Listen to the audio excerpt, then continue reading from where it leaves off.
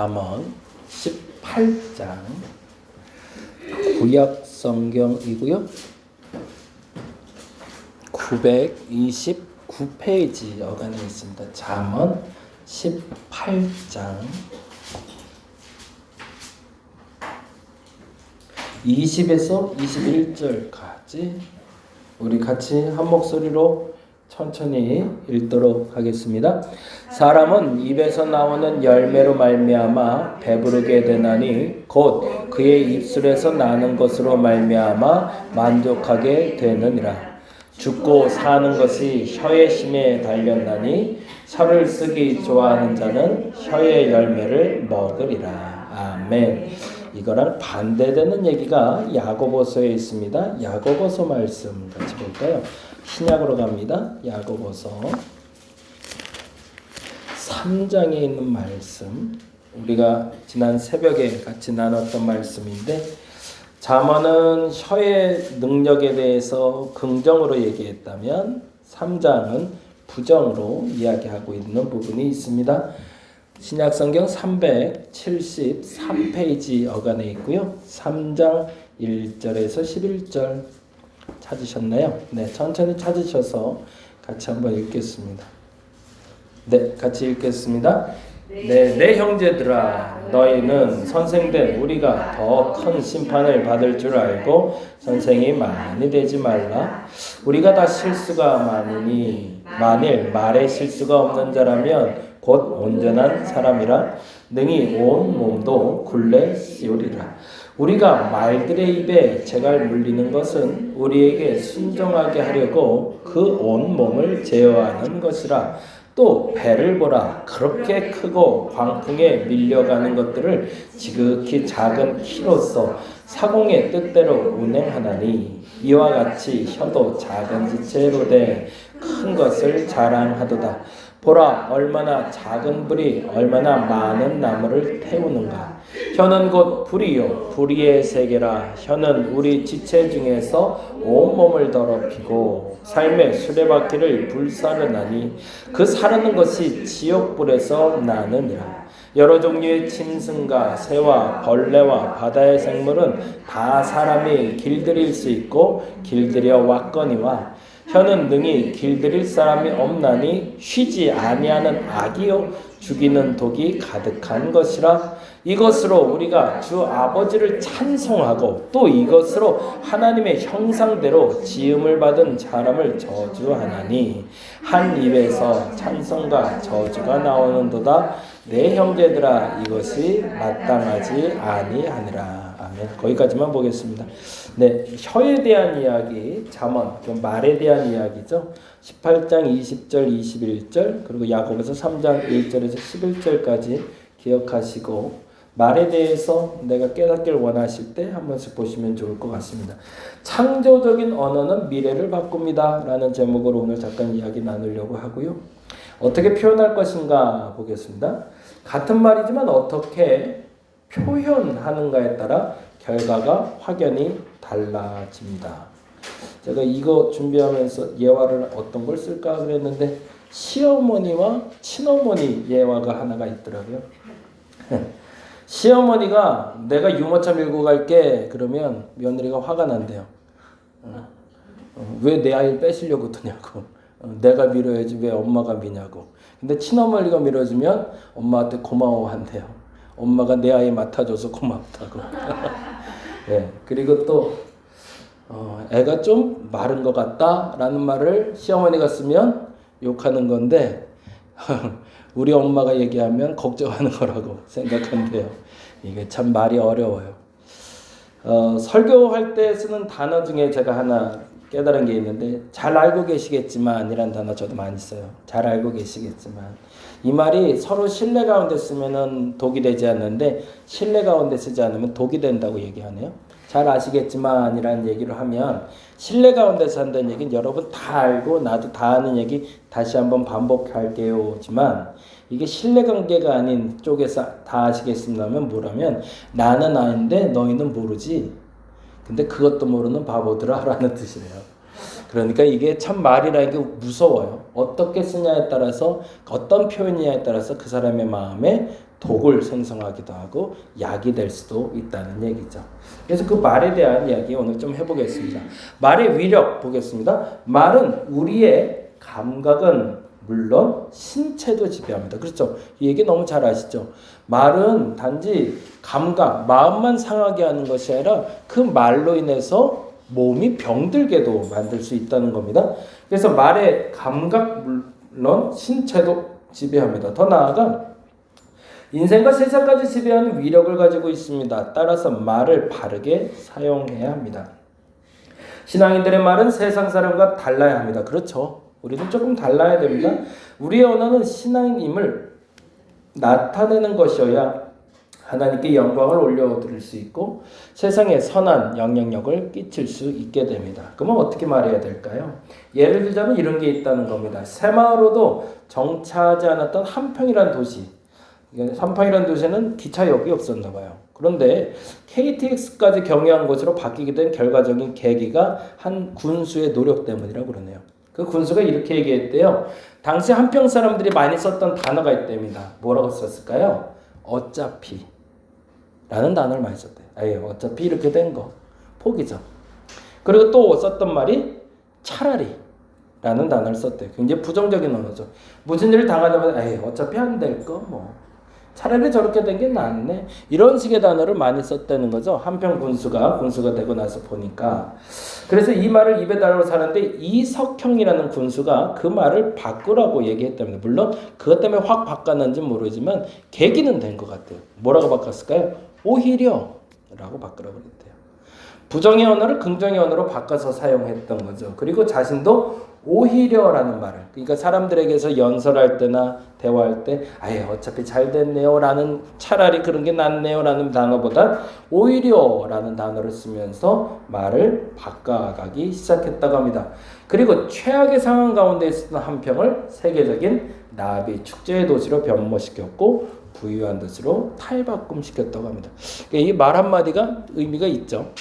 그런데 반대가 또 있었어요. 이건 제가 목회했던 곳인데 전라남도 곡성입니다. 곡성의 통일신라 시대 경도광 때 지명이 이제 구역이 나눠지면서 곡성이라는 도시가 만들어집니다. 이 곡자가 무슨 곡자죠? 골짜기 하는 곡자죠. 아닌가요? 몰라요. 네. 그러면 마음대로 해도 될 것 같아요. 네.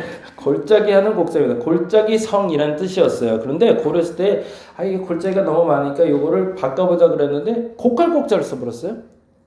그랬더니 이게 뜻이 너무 좋지 않다는 거죠. 그래서 바꾼 게 곡식하는 곡자로 바꿨어요. 그 다음이 좀 문제가 됩니다. 곡성으로 변경했더니 나라에서 곡식 곡자를 보고 풍요로운 동네로 착각해서 조세를 많이 부과하기 시작했대요. 그래서 결국에 다시 이름을 곡성으로, 골짜기가 많은 동네, 그래서 곡성으로 바꿨다고 합니다. 예, 그런 일들도 있었네요. 그러니까 나름대로 그때 당시에 곡식 곡자를 썼을 땐 이 도시가 좀 잘 되길 바라서 그랬겠죠. 이게 긍정적인 단어가 있었는데 그거를 잘못 해석한 나라님 덕분에 다시 골짜기 곡자를 쓰고 있다고 합니다. 이거 언어라는 게 참 무서워요. 어떻게 해석하냐에 따라서. 그 다음 볼까요? 말에 놀라운 능력이 있는 것은 우리가 하나님의 말에 놀라운 능력이 있는 것은 이제 신앙적인 언어로 바꿔보인다. 지금은 세상에서 쓰는 단어가 긍정적인 언어가 됐을 때 이런 좋은 일도 있고 이런 실수도 있다라고 얘기했지만 사실은 성경에서 말이라는 것은 이런 의미를 갖고 있다는 겁니다. 말은 뭘 있다? 능력이 있다는 거죠. 그것은 우리가 하나님의 형상대로 지음받았기 때문입니다. 하나님은 천지 만물을 창조하실 때 뭐로? 말씀으로 창조하셨죠. 예수님은 말씀으로 기적을 행하셨습니다. 이렇듯 하나님의 말씀은 곧 약속이 됩니다. 그게 우리의 신앙의 고백인 거죠. 그러니까 우리가 말 조심해야 되고 말을 잘해야 된다라는 얘기는 고운 말, 예쁜 말을 써야 된다는 말도 되지만 뭐 하라는 얘기죠? 거기에 능력이 있음을 알고 말해야 된다는 거예요. 내가 말할 때 그 말에 능력이 있다. 누군가가 병 낫기를 원합니다. 그렇게 기도해야 됩니다. 라고 말하는 이유는 그 말에 능력이 있기 때문인 거죠. 누군가를 자꾸 칭찬하고 격려해야 되는 이유는 그것이 긍정적인 언어가 있기 때문이 아니라 그 말에 능력이 있기 때문을 나는 믿기 때문이라는 거죠. 근데 더 정확히 말하면 그 말의 능력을 덧입기 위해서 해야 될 일은 내 안에 성령께서 주시는 말을 하는 거죠. 성령의 말하게 하심에 따라 말을 할 때 능력이 나타나는 거지, 내 임의로 내 생각으로 말하는 게 능력이 나타나는 게 아니라는 거죠. 그 고백이 우리의 신앙의 고백입니다. 그러니까 내가 말하는 것에 대해서 사람들이 무시를 못하게 하는 거죠. 무시를 못하게 되고. 왜? 저 사람은 말한 대로 되네? 라고 되니까. 근데 그 능력은 어디서 나온다? 사실은 내게서 나오는 게 아니라 내 안에 계신 성령으로 말미암아 나오는 것이다. 이것이 우리의 믿음의 고백이어야 됩니다.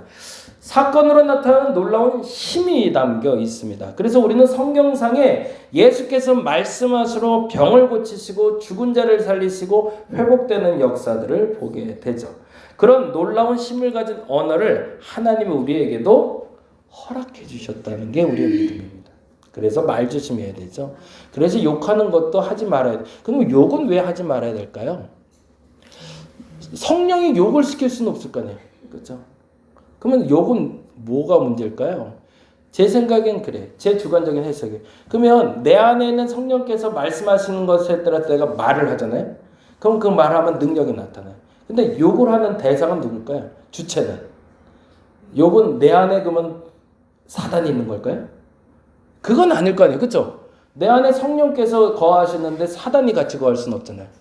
그러면 욕은 누가 하는 거예요? 내가 하는 거죠. 내가. 그건 성령께서 분명 시키신 건 아닐 거예요. 그렇죠? 그렇다면 살아있는 내 자아가 욕을 하는 거죠. 내 감정이, 내 이성이 욕을 하는 거죠.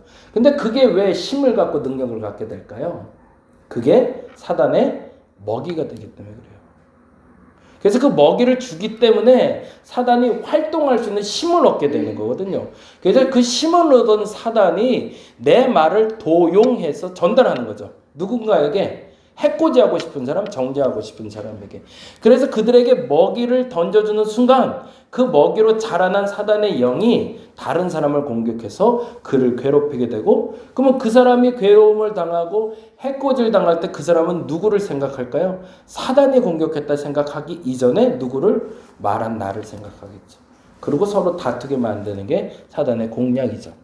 근데 만일에 내 안에 사단이 있다면 나는 그 일을 하겠지만 결단코 내 안에 성령께서 나로 욕하게 시키지는 않더라는 거죠. 그러면 다시 한번 말씀드리면 그 욕은 통제할 수 있을까요? 통제를 못할까요? 당연히 통제할 수 있는 거죠. 왜? 내가 하는 거니까. 나 스스로도 통제가 가능하다는 거죠. 그래서 이게 안 되는 사람을 디모데전서 4장 4절에서 5절에 늘 말하는 것처럼 이거를 훈련시키는 게 말씀과 기도로 거룩해진다는 말을 쓰는 겁니다. 그래서 기도하는 사람이 스스로의 감정을 그리고 스스로의 언어를 통제할 수 있는 힘을 갖게 되는 거죠. 그래서 내가 욕해야 될 때 그것을 인내하고 기도함으로 말미암아 성령께서 그 시간에 해야 될 말을 알려주시는 단어로 거꾸로 풀어낼 수 있는 거죠. 그래서 내가 욕해야 되는 상황이 없는 건 아니지만, 그리고 비난해야 될 상황이 없는 건 아니지만, 분노해야 될 상황이 없는 건 아니지만, 그 상황에 가장 적절한 언어로 말하게 하시는 게 성령이시라는 거죠. 그래서 때로는 예수께서도 성전에서 분노하세요. 그래서 욕도 가끔 하세요. 근데 그 욕은 우리와 생각이 다른 개념인 거죠. 그렇죠? 그래서 그들에게 공격의 무기가 아니라 그들을 책망하는 무기가 되고 그들을 깨닫게 하는 도구가 되는 거죠. 이 부분에서 여러분이 잘 정리해 놓으시기 바랍니다. 내 안에 성령이 계시다면 내 안엔 사단은 못 들어옵니다. 그리고 그 악한 영이 나를 조종할 수 있는 힘은 결국엔 내가 먹이를 줘서 만들어내는 거지, 내가 먹이를 주지 않는 한 그 어떤 악한 영도 움직일 수 없다는 겁니다. 그러니 내가 먼저 성령 안에서 훈련받은 도구가 되는 게 가장 필수겠죠. 그리고 가급적이면 통제할 수 없다면 어떻게 하는 게 맞는 거예요? 말하지 않는 게 나은 거죠. 왜요? 내가 통제가 안 되는 거니까. 감정이 격해질수록 그래서 기다려줘야 됩니다. 그리고 어느 자리로 가야 돼요? 기도의 자리로 가는 거죠. 그리고 기도의 자리에서 토해내는 겁니다. 그러면 거기서 성령께서 마땅히 해야 될 말을 알려주리라 라고 얘기하죠. 그리고 요한복음 그 얘기도 나와요. 말할 수 없는 탄식으로 내 마음을 알아주시는 거죠. 말할 수 없는 탄식으로 내가 해야 될 말을 알려주셔서 그 말을 전달함으로 책망의 언어가 나갈지라도 그 말로 바른 길로 갈 수 있도록 인도한다는 겁니다. 이 부분은 여러분이 잘 정리해 놓으시고 여러분의 언어 생활을 다시 한번 조정해 보시기 바랍니다. 자, 그 다음 보겠습니다. 그런 놀라운 힘을 가진 언어를 하나님은 우리에게도 허락해 주셨습니다.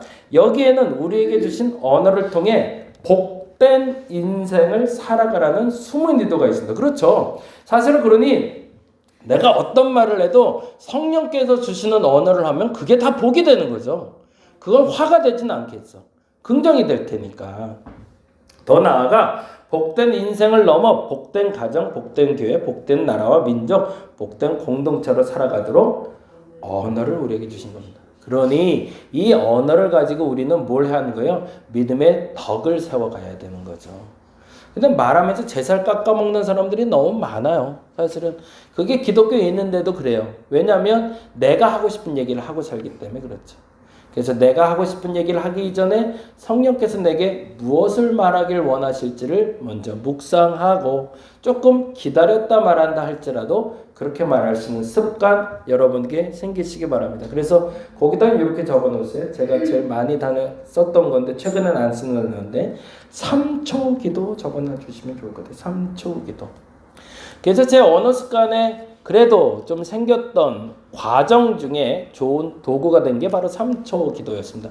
그게 뭐냐면 감정이 욱해질 때, 때로는 무슨 말을 해야 될지 모를 때, 그때마다 3초만 기도하는 거예요. 뭐라고 기도할까요? 주님, 뭐라고 말할까요? 그리고 물어보는 겁니다. 근데 그때 주께서 떠오르게 하시는 게 있으면 그 얘기를 하면 되는 거고, 만약 떠오르지 않으면 어떻게 하면 될까요? 안 하면 되는 거죠.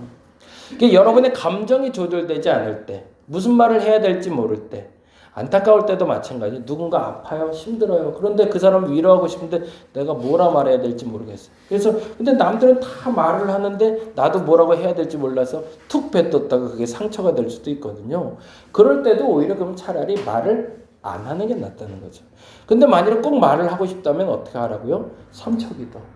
하나님, 나는 뭐라고 얘기하면 될까요? 이 사람이 뭐라고 말할까가 중요한 게 아니라 나는 이 사람에게 지금 무슨 말을 하면 좋을까요? 그래서 물어보시고 하는 연습을 한번 해보시면 좋고요. 제가 이걸로 득을 봤던 사건은 사실은 전화였습니다. 신방전화하고 사람들하고 대화할 때 문제 해결을 할 때 가장 큰 열쇠가 됐어요. 전화할 때 컬러링이라고 그러죠.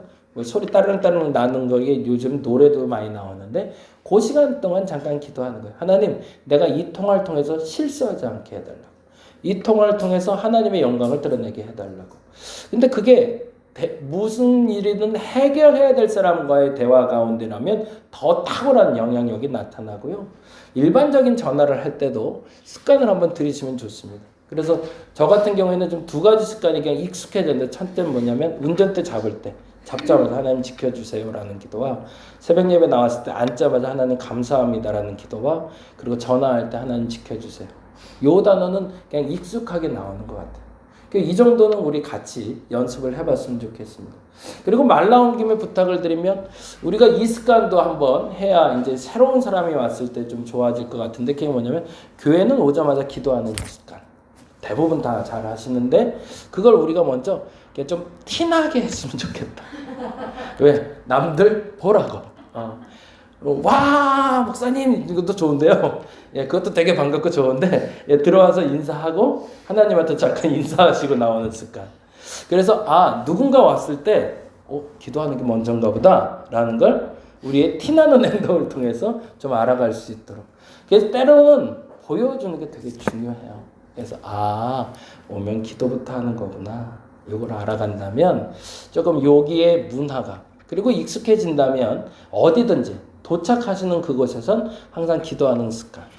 참 좋은 습관인 것 같아요. 그래서 한번 연습해 오시면 좋을 것 같습니다. 자, 마무리 가도록 하겠습니다. 기적을 부르는 말 볼까요? 믿음을 입술로 선포하십시오. 눈에 보이지 않는다고 침묵하지 말고 믿음으로 선포하십시오. 우리의 언어를 단순히 긍정적인 언어가 아니라 이 말은 중요해요. 긍정적인 말을 하는 게 우리의 언어 습관을 말하는 게 아니라 무슨 단어를 말하는 게 맞을까요? 믿음의 언어로 말하는 겁니다. 이게 달라요. 그래서 성령께서 우리에게 화를 내라 하실 때도 있어요. 부정적인 단어를 말하게 하실 때도 있어요. 그거는 성령께서 시키는 거기 때문에 믿음의 언어인 거죠. 이 믿음의 언어와 긍정의 언어는 우리가 혼돈되면 안 됩니다. 우리는 긍정적인 마인드로 사는 사람들이 아니라 믿음의 마인드로 살아가는 사람이니까. 그래서 믿음의 언어를 말할 수 있는 사람이 되게 해달라고 기도하시면 좋겠습니다. 자, 질문을 던져볼게요. 긍정적인 언어란 건 뭘까요? 그리고 두 번째, 믿음의 언어란 뭘까요? 요걸 잠깐 하고 마무리하려고 요걸 또 하나 나눠드렸어요. 요거 한번 보실까요? 다 하면 너무 시간이 많이 걸리더라고요. 연습을 해보니까. 보세요. 지금 이거 2장짜리인데 요거 안 갖고 오셨구나. 네, 요거 잠깐 갖고 오시고 잠깐 설명드릴게요. 우리가 일상생활에서 자주 쓰는 단어들과 자주 하는 생각들의 언어예요. 머릿속에 이런 생각을 많이. 예를 들면 궁금하네. 귀엽다, 고맙다, 그립다, 무겁다, 벅차다, 불안하다. 이런 단어들 우리가 많이 쓰는 단어들이고요. 많이 생각하는 단어들. 입으로는 터져 나오지 않아도. 미워 죽겠어. 뭐 이런 단어들. 그런 단어들이 이 기본 감정 언어로 돼 있어요. 그게 맨 처음에 써 있다면 그 밑에 3개를 보시고 여러분이 지금 체크하시는데 그냥 뭐 1초도 안 되는 생각 쭉 생각나는 대로 하시면 돼요. 가장 많이 생각했거나 말했던 단어들만 체크 한번 해보세요. 묶음이 있죠. 네모 묶음이 3개 있죠. 기쁨이라고 되어 있는 거, 뭉클한이라고 되어 있는 건, 얄미움이라고 되어 있는 거. 물론 이제 글의 그 양은 서로 좀 다르지만 여러분은 어떤 단어를 많이 쓰는지 한번 보시기 바랍니다.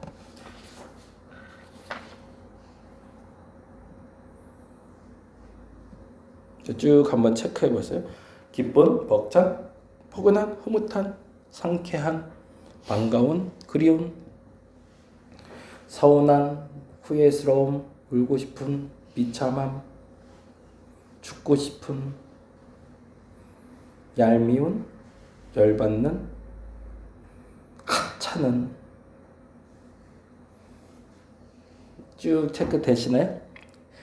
뭐 많이 안 하셔도 돼요. 한 2-3가지만 하셔도 돼요. 그냥 이 단어는 내가 많이 쓰는데 이 생각 내가 많이 하는데.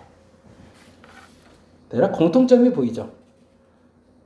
첫 번째 감정어휘와 두 번째 감정어휘와 세 번째 감정어휘가 공통점이 있어요. 다 체크하셨나요? 아직 안 하셨어요? 네. 조금만 더 시간 드릴게요. 뭐 억지로 하실 필요는 없어요. 할 수 있는 만큼만 한번 해보세요.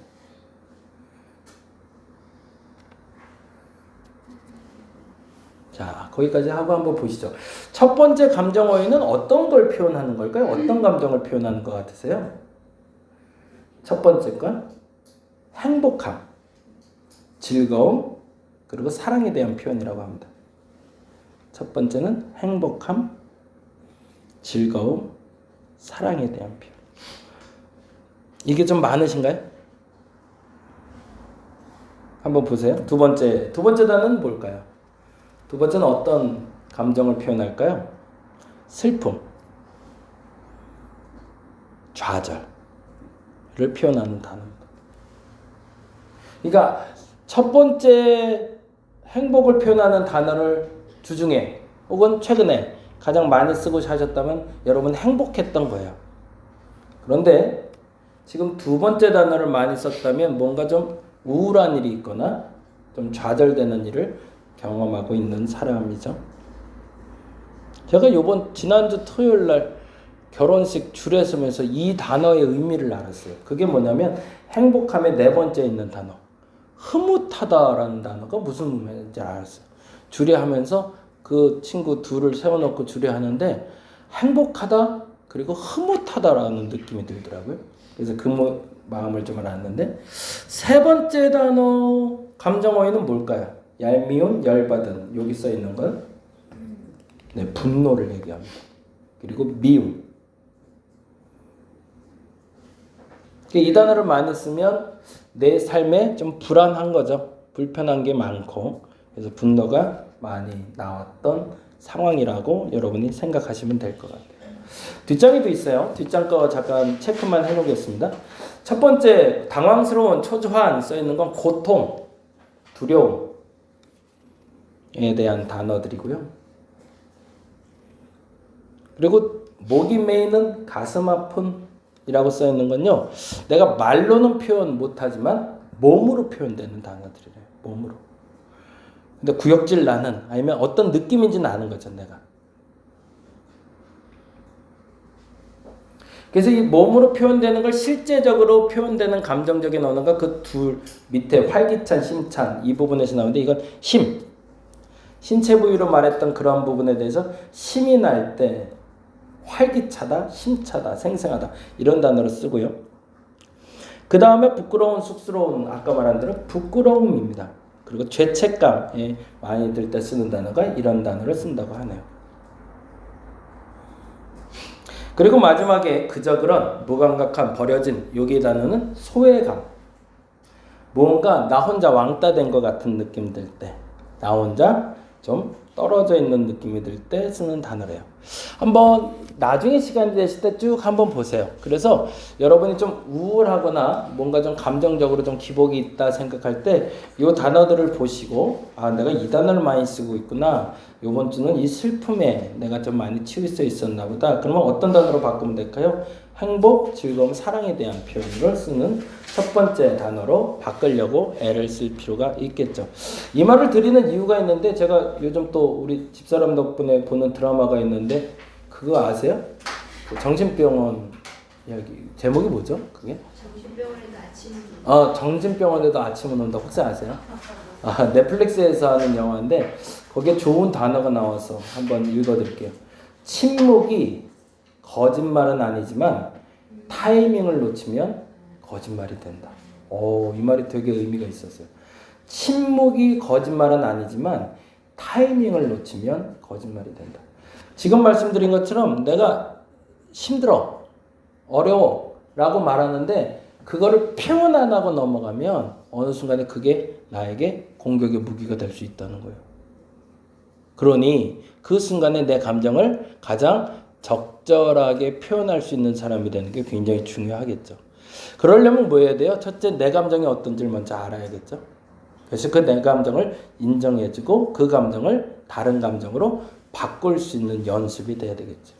그래서 하루하루가 여러분에게 여러분 스스로에게 침묵하지 않았으면 좋겠어요. 그게 첫 번째 긍정의 언어예요.